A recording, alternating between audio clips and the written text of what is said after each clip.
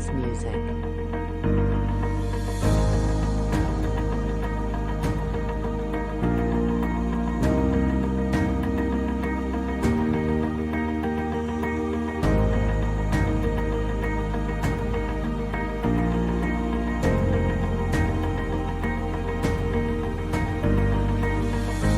Merriam-Webster defines the word inspire as to spur on or motivate, to exert an animating, enlivening, or exalting influence on, to draw forth, or to bring out.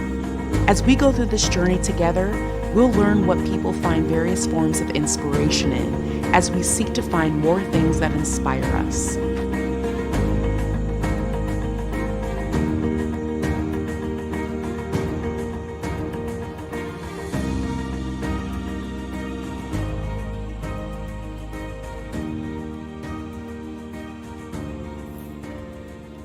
Hey, I am Holly Hurst, and I teach English at Stuart Cramer High School here in Gaston County, North Carolina.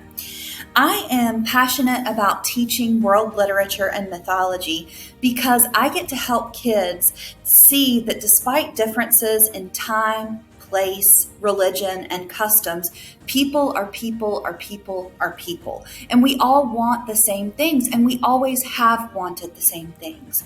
We want to be remembered. We want to find companionship and love in our lives, and we want to enjoy our lives as we get to live them. Good food, good clothes, good times. I'm passionate about this because no matter how big the world seems and how different we can seem from other people in it, when you get right down to it, we're all the same. And that is what I love to share about education. By my children and my family. I am inspired by success stories of other women. I am inspired by the sun. I'm inspired by nature. I am inspired by the change in season. I'm inspired because it forces me to stop and take in moments along my journey, instead of always focusing on where I'm going or that point that I'm trying to get to. I am inspired by music. I am inspired when I read about history, especially women in history, my ancestors, and how they fought to gain rights that we sometimes take for granted. It definitely makes me want to do more. I am inspired when I am praying about something very specific to God, and I open my Bible and I might read a scripture or a devotional, or someone may just give me an encouraging word, but it all pertains to that specific thing that I had been praying about. So I guess I could sum that up to say that I am inspired when God speaks. I am inspired by notebooks. I can go into a store and go on the aisle that holds all the notebooks and the journals, and I just get inspired to write, to capture moments, to just put them down on paper. I'm inspired by that. I am inspired by my past. I am inspired by past mistakes that I've made, because it's just a reminder of where I have come from in terms of maturity level, decisions made, that type of thing. So my past actually motivates me to want to do better and to achieve the goals that I've set for myself. I am inspired by positive affirmations, encouraging words, anything that is designed to build up. I'm inspired when I know that I'm able to contribute to the solution of a problem. So I'm inspired when I'm able to help others. Hi, Hi, my name is Olivia. I'm 16 years old and I am a junior in high school. The people that encourage me would be my Nana and my grandmother.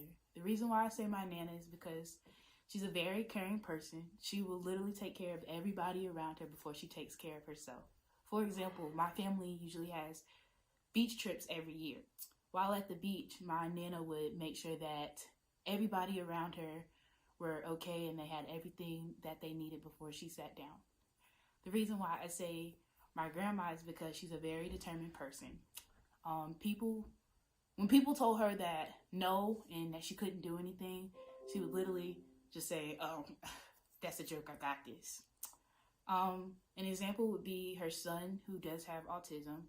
A lot of people said that he would always need help and that he would amount to nothing, but she proved them wrong, and he can do a lot of things on his own, and he's very smart, very smart. The reason why I say those two people is because their actions and their characters have helped me throughout high school.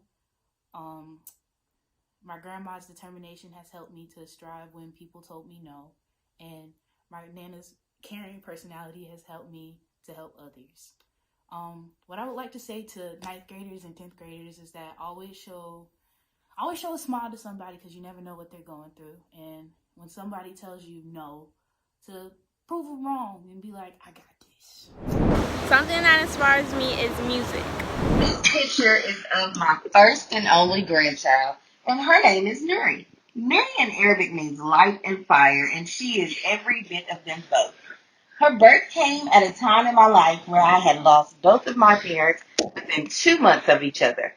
Although my 84-year-old mom died first in November, I did not have much time to grieve because I was the caregiver for my 88-year-old dad who had dementia. He died on New Year's Day of this year. That was a point in my life that had become dismal. Then 23 days after my father passed, God sent this little angel to rejuvenate my spirit. She was sent to give me new hope and purpose in life. I felt revived and saw life once again as beautiful and purposeful. I had decided from that point on that I wanted to live life to the fullest and enjoy every precious moment. I wake up in the morning, first thanking God for another day. Then I FaceTime my Nuri to sing her a song and get a beautiful smile from her, showing off her two dimples. Because of this grandbaby, I have been inspired to become more proactive with my health. I want to live a long, healthy life so that I will be there when Nuri has those significant life markers like graduations, proms, birthdays, and her having her own family. Now I have asked God to allow me to live at least until 103 years old, because this will give me 40 years to be in Nuri's life. In order for me to achieve this heart's desire, I must also do my part in this journey. Along with praying daily, I have a commitment to eat healthier, get in some type of daily exercise, and continue to keep traditions that my parents gave to me and my siblings alive. There are days and times when my spirit is low, but I just think of my Nuri. I love being Nuri's Jida. That's grandmother in Arabic. Hello, fellow creatives. I kind of struggled with what to say to you to be inspirational and motivational. And I realized that, I just had to be me. And that's the inspiration. When you tell your story, a lot of times it's difficult and we struggle. When you write for others, you have this tendency to want to write for others rather than for yourself, for the cleansing and the purging of your own spirit. There's nothing harder than being authentic, because we spend so much time in our lives, playing roles. We have to be this way at the office. We have to be this way at the church. We have to be this way with our parents. We have to be that way with our significant others. And sometimes all of those roles, become your persona. And when you have to sit and be creative and tell your own story, your own way, it can be a challenge because you don't really know who you are. So, when I wrote my first book, which was my memoir, it took me a while to figure out what was the true authentic Mina and what was the Mina that the world had come to know, and how to merge the two. Because even though those are, the personalities that you have displayed at those different times, there are still aspects of you. It's still you. But you have to figure out which one is the true, authentic you, and write from there. Now, that can take some time. And you have to realize that, as an independent writer, you have control of your narrative. You do not have to push and prod yourself, because there are going to be some times when you need to step back and evaluate and feel and hurt and heal. And that's okay. That's one of the perks of becoming an independent artist, an independent writer. Now, you may need to seek some counseling. You may need to get a coach to kind of help you bring your thoughts together and help you put it on paper. And it's okay to do those things. It really is. I've made a profession out of helping people get their ideas together and put that on paper. So it's okay to do that. And it's okay to take a break and breathe and stretch and let it go. So if I could say anything to an aspiring author or an aspiring artist or any creative, is that being your authentic self may take some time, because you've got to unlearn being all those other people. Realize real recognizes real, and fake recognizes fake. So be real with yourself. Be transparent with yourself. The hardest person to stop telling a lie to is the person in the mirror. Think about it. And that's all I got. Hi, I'm Alex. I am a Christian. I am a father. I am a husband. I am a screenwriter. I am a son of two of the most amazing parents God has ever created. Shout out to mom and dad. I see you. And most importantly, I am a dreamer. And I do not believe that this earth, this planet, this world is designed to allow us to hold on to our dreams. And those who do achieve their dreams normally do so because there is some type of supernatural entity empowering them. Whether they acknowledge that as God or not, that's between them and God. And I pray that everyone gets on that level one day. But for me, in my pursuit of my dreams, I know it's a God thing. And I know it's a God thing because I've never been the type of person who could ever imagine themselves moving from a small town of less than 1,000 people, seeing the same faces in the same group of people my entire childhood, and taking complete comfort in that, and stepping away from all of that to move clear across the country to Los Angeles, to then go and pursue something that I never thought was possible, which is screenwriting, especially coming from a person who couldn't pass a spelling test to save his life in elementary school. But here we are in Los Angeles, and I think that the way I've been able to hold tightly to these dreams and pursue them almost out of a place of ignorant bliss has truly been from a supernatural power that I feel like God has installed us all with.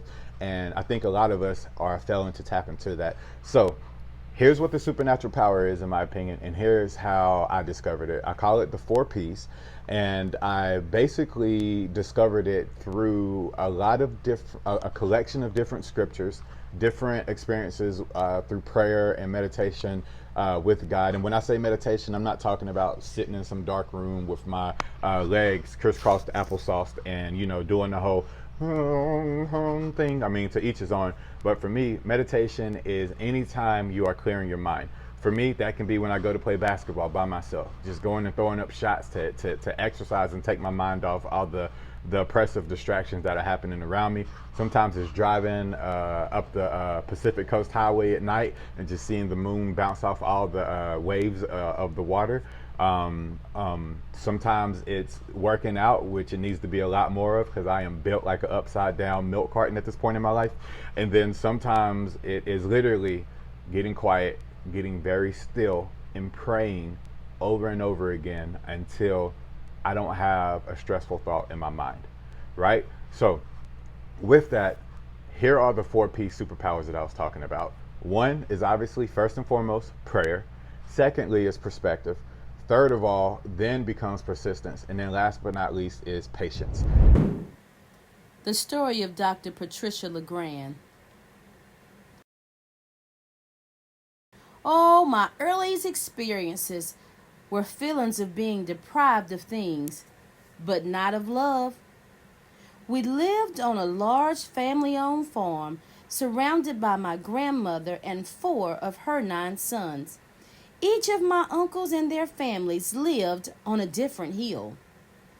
There was a host of cousins required for the free field labor required for the cash crop of tobacco. We worked hard under the promise of getting paid at the end of each and many tobacco seasons, but payment often did not materialize, especially for the girls. Our life was one of hardships. It was not because we lacked resources for a better life, but my dad. He had somehow internalized the saying, poor folk have to do poor ways. I continued to cringe, even being reminded of this quote. Our heating and cooking was on wood stoves, and we had no indoor plumbing or bathroom for an extended period of time, no running water, and had to carry water all the way from the creek. We felt especially deprived. Why? Because my uncle provided so much better for their families. My father's alcoholism contributed to the many emotional and physical hardships my family faced. My mother, who was a gifted woman, had dreams of a future of being a nurse. Having faced the awful reality that she was stuck in a nightmare marriage, she desired better for us. Mother was an avid reader. Most of us enjoyed reading, and the others, well, they were forced to read too. The book mobile came monthly, and we had to check out and read several books. Books revealed that there was a better life. Through books, we were exported from a subsistence life to exotic places and exciting characters. Mother believed we could escape our plight via a strong work ethic and education. Her mantra was, a job worth doing is worth doing well. My mother's love of reading included all our school books, and she taught us a great deal. I still remember my class. Well, they had to listen to my story of pasteurization of milk that my mom taught me from reading one of our books. The class, well, they were impressed. Even with our lack, we had hope of a better life. We embarked on a very long journey. My dad, well, see, he left to escape incarceration, leaving my mom with 9 children to care for and support. We had little, but we at least enjoyed peace and no longer dreaded Friday, Saturday, and Sunday. That often included Mondays as well. Even after finishing college, we continued living under those same conditions. One morning, my brother insisted that I take a day off from work. He said, "Pat, let's go find us a house." We've always loved the Lord, but this was a major step out on faith. So we stepped out on his promises. Being the faithful God he is, we found a house that very same day. My aunt co-signed and consented for us a loan for the down payment. Imagine our excitement. This was the first time in our lives that we had central heat, indoor plumbing, and an endless supply of running water. We could only praise God for his mercy and grace. His blessings on my family have just continued. We take no credit for what God has done. We are blessed to have my mom, who has turned 96 years old. There are 3 registered nurses, 2 classroom teachers, an engineer, and 3 other very gifted and hardworking brothers. I stand amazed at what God has and continues to do. Even in the midst of our current crisis, God is still on the throne and directs the path of those who diligently seek him. Our family stands on Philippians 4:13. It is our family's very favorite verse. Hi, hello everybody. I'm not really sure if it's a morning or afternoon when you'll get to see this, but I wanted to be obedient and make sure that I answered the call. So a sister, a friend of mine and woman of God asked if I would share what are some encouraging things that I keep around me or that I do to remain inspired and positive as we move about this journey. And I just wanted to share a few things that regardless of the time period. So, there are things that are going on in the world all the time, right? Things that may impact us in small ways and some greater. And I know we're in the midst of quarantine and COVID and just devastation across the land with people who are passing away from this virus. And there are many other things that are happening too that cause that kind of devastation. And so my first thing that I would share that keeps me inspired and encouraged is just knowing God's promises, right? And just making sure that whatever you can do to soak that up and whatever format that comes in, that's what keeps me positive and focused, and it just reassures me and it provides comfort. When he says literally, yea, though I walk through the valley of shadow of death, I'll fear no evil. Literally he takes care of us. And through all, even the things that we go through, it may not always be sunshine and roses, but God, but God. So being connected, knowing the word, learning the word, growing and being providing myself with grace for not knowing everything, because I don't, but once I do grab a scripture or a quote, like I have a bunch of quotes back behind me that keep me encouraged and inspired. And here at work, I'm at work right now. I manage several different systems, and so the corner that I work in doesn't really even look like an office. It looks more like a classroom with posters and stuff up. But everybody around me knows that those kinds of things do it for me. I put things up to. Sorry, somebody wants to call me. That's one of my other things that keeps me inspired. But I put things up, words up, and symbols and signs that keep me in a place of peace and relax, and just knowing that God is, period. God is, and so I am. And with that, I have to, you have to persist, because he gives you life and breath for the next day, so you keep going. You heard one of my friends call, and so real time inspiration is reaching out and touching, each other. So my mom texts. We text if we can't call, but we're texting during the day. My mom texts better than I do. Okay, my mom texts better. She sends emojis, and I'm like, "Ma, how did you learn how to do that?" And she's like, So we laugh and we joke, but my mom will sing a song. If I call and say, "Mom, can you just sing that song?" And she'll bust in the song over the phone right then for me, and vice versa.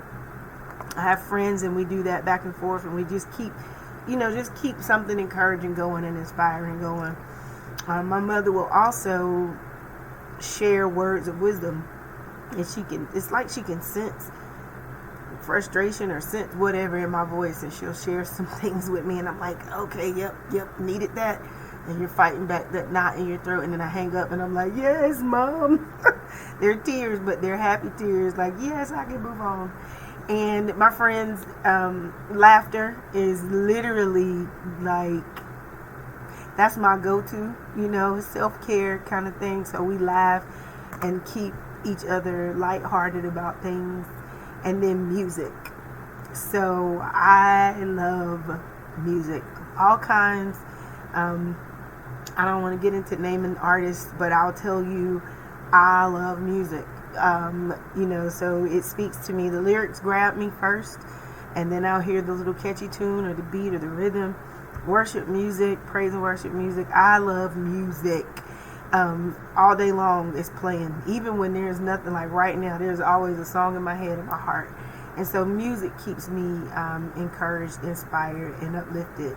And then lastly, I love artsy, crafty kind of things. Before the quarantine, I was anything with the arts, visual, the music, the actual painting, museums, like I love that. And so I have started actual painting on canvas. Now, I don't paint people. Let me not say what I don't do. Let me tell you what I do. I play. And I am as creative as I feel like I need to be at the time, and if I want to try sceneries and things like that. So what it ends up coming out, like I told somebody yesterday, I said, it's almost like you say I throw paint up against the wall and step back and watch it kind of drip down, and whatever masterpiece is created after that, hey, I did that. So that is something that keeps me inspired too, is just being connected with the gifts and the talents and even the interest to pursue that God gives us. And so using our time here on this earth wisely, and not wasting it and not wishing it away and hoping it away, but being in the moment. How you doing? My name is Kate Little. What inspires me is my mother and my aunt. They are two very strong black women who I've watched go through different adversities, highs and lows, and they keep on going. They don't let nothing stop them. They don't let anything get them down. And for me myself, that inspires me to be a strong black woman just like me. My name is Latoya Martin, and the title of my poem is called Weed in the Garden. Gardener, why was I planted here? What did you see? The gardener replied, a little weed from the earth, standing with nobody. But the sun burns, said the weed. When the rain pours, it hurts. At times I am buried and feel unwanted by the dirt.